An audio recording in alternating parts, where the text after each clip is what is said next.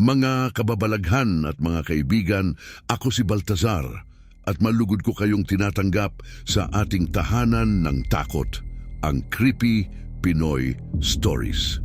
Salamat sa inyong walang sawang pagtangkilik at pagsubaybay sa mga kwentong magpapataas ng inyong balahibo at magpapabilis ng inyong pulso. Kung naghahanap kayo ng mga sariwang kwento ng katatakutan na hango sa ating sariling bayan, nasa tamang lugar kayo. Huwag kalimutang pindutin ang like button, mag-subscribe at i-click ang notification bell para lagi kayong updated sa bawat kakaibang kwentong aking ihahain. Sumali na rin sa ating lumalaking komunidad ng mga adik sa katatakutan at kababalaghan. Kaya't kung handa na kayong makisalo sa mga hindi may paliwanag na mga pangyayari, maghanda na at baka kayo'y masindak sa inyong maririnig. Ngayon, ihahatid ko sa inyo ang kwento ng isang babae, si Katrina, na ang simpleng pagtungo sa isang co-working space sa poblasyon, Makati, ay magiging simula ng isang bangungot na hindi niya inaasahan. Isang gabi kung saan ang mga anino'y naglalaho na parang bula at ang kanyang pang-araw-araw na buhay ay unti-unting nalulunod sa dilim. Kasama ang mga bulong ng gabi at ang misteryosong babala ni Ate Liza, makakatakas kaya si Katrina sa nagbabadyang panganib o siya ba'y magiging isa pang biktima ng kadilimang nag-aabang? Samahan ninyo ako sa isang paglalakbay sa anino ng kadiliman kung saan ang bawat liwanag ay maaaring huling pag-asa o simula ng isang walang katapusang bangungot. Sa gitna ng kaguluhan at kinang ng Makati, dumating si Katrina sa isang mataong co-working space sa poblasyon. Ang mga ilaw mula sa nagtataasang gusali ay nagbibigay liwanag sa kanyang paligid habang ang ingay ng trapiko ay sumasalubong sa kanya na parang isang pang-araw-araw na musika ng lungsod. Sa loob, isang pulong kasama ang mga kapwa freelancers at si Jasper, isang kilalang influencer, ang kanyang dinaluhan. Ngunit sa hindi inaasahang pagkakataon, isang kakaibang pangyayari ang kanyang napansin. Walang anino ang lahat ng tao sa paligid. Bagamat kinilabutan, pinilit ni Katrina na mag-focus sa pulong.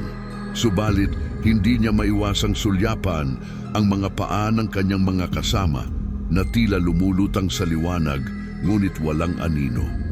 Ang kanyang isipan ay nagtatalo. Marahil ito ay isang ilusyon lamang ng pagod na mata o may mas malalim pang dahilan.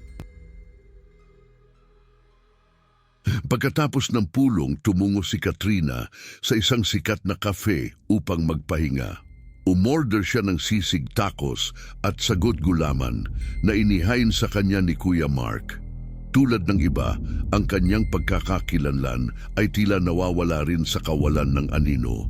Sa pagkakataong ito, hindi na niya mapigilan ang kanyang kaba. Nagpasya siyang bumalik sa kanyang condo unit sa Rockwell.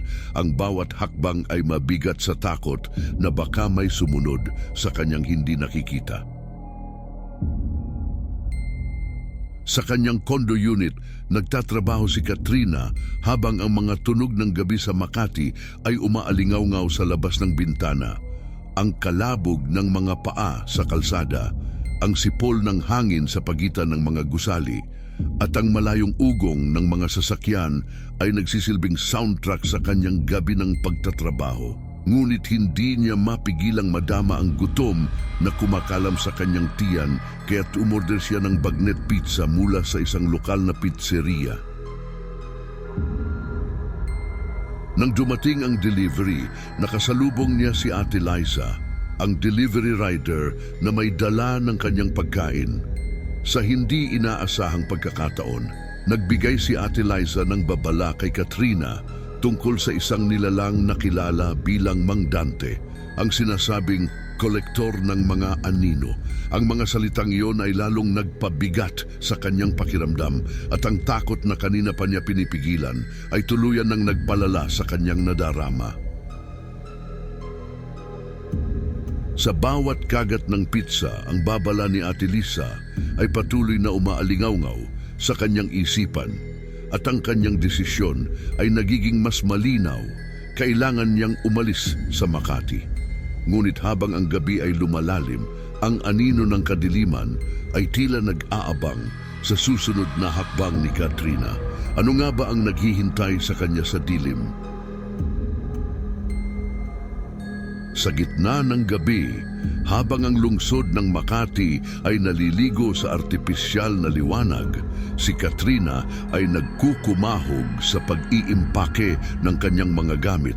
Ang kanyang mga kamay ay nanginginig habang nagtapon siya ng ilang damit sa kanyang maleta. Hindi na inaalintana kung ano ang dapat at hindi dapat dalhin. Sa isang iglap, nag-book siya ng Grab papuntang Ninoy Aquino International Airport. Naiiya, ang kanyang isipan ay nag-iisang layunin lamang, ang makatakas. Habang siya'y nagmamadali, tumunog ang kanyang telepono. Si Jasper, ang kilalang influencer na kanyang nakasama kanina lamang, ang nasa kabilang linya. Katrina, saan ka pupunta? May problema ba? Tanong ni Jasper, ang kanyang boses ay puno ng pag-aalala. Pasensya na Jasper, may biglaang emergency ako. Pagsisinungaling ni Katrina, ang kanyang boses ay halos pabulong. Hindi na niya hinintay ang tugon ni Jasper at pinutol na ang tawag. Nagmamadali siyang bumaba ng kondo. Ang bawat hakbang ay mabigat at puno ng pangamba.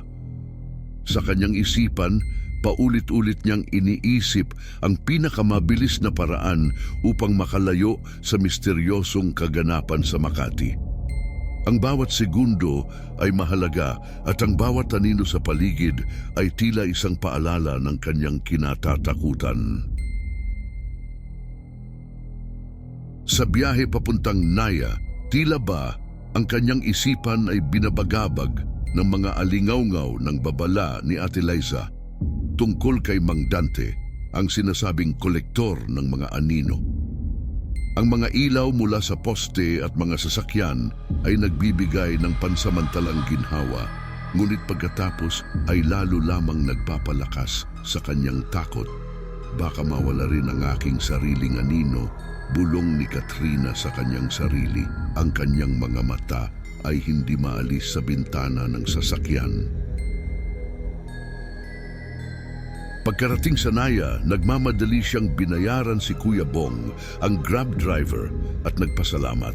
Hindi na siya lumingon pa, takot na baka sa isang sulyap ay makita niya ang kadiliman na maaaring sumunod sa kanya. Tumakbo si Katrina papasok ng paliparan, ang kanyang puso ay tumitibok ng mabilis. Ang kanyang isipan ay nagtatanong kung talaga bang makakatakas siya sa aninong nagbabadya sa kanyang kapalaran. Sa pagpasok niya sa loob ng eroplano, hindi niya alam na ang kanyang pagtakas ay magdadala sa kanya sa isang mas nakakatakot na katotohanan. Sa loob ng eroplano, naglagos ang isang buntong hininga ng ginhawa mula sa dibdib ni Katrina. Sa wakas, pakiramdam niya ay nakaligtas na siya sa kakaibang sumpa na bumabalot sa Makati. Ang ingay ng makina ng eroplano ay musika sa kanyang mga tainga, tanda ng distansyang nilalayo niya mula sa lungsod na nagdulot sa kanya ng matinding takot. Ngunit nang magtungo siya sa banyo ng eroplano at tumingin sa salamin, isang kakaibang pangitain ang sumalubong sa kanya. Ang kanyang refleksyon ay malinaw ngunit kakaiba. Wala na rin siyang anino. Ang kanyang puso ay tila nahulog sa kawalan at ang bawat pintig ay sumisigaw ng hindi may paliwanag na takot. Napako si Katrina sa kanyang kinatatayuan, ang kanyang mga matay nakatitig sa salamin, hindi makapaniwala sa kanyang nakikita. Ang realidad ng kanyang sitwasyon ay unti-unting bumabagsak sa kanya tulad ng mabigat na kurtina. Sa pagitan ng kanyang mga higbi, isang tanong ang paulit-ulit na umuukil-kil sa kanyang isipan. Paano ito nangyari? at saan siya maaaring maghanap ng kaligtasan kung ang sumpa ay sumunod sa kanya hanggang sa ere. Habang lumilipad pa uwi, naiwan si Katrina na naguguluhan at takot, nagbabalik tanaw sa mga pangyayari mula sa kanyang pagdating sa Makati.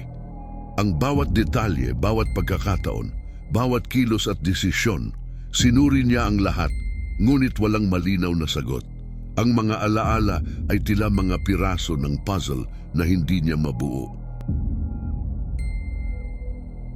Iniisip ni Katrina kung paano at kailan maaaring nawala ang kanyang anino. Ang bawat alaala ay parang isang hiwaga na hindi niya malutas. Ang kanyang isipan ay puno ng mga tanong na walang kasagutan at ang kanyang puso ay puno ng pangamba sa hindi maipaliwanag na kinahinatnan ng kanyang anino. Ang tanging kasama ni Katrina sa kanyang paglalakbay pauwi ay ang kanyang sariling refleksyon sa bintana ng eroplano na ngayon ay wala ng anino.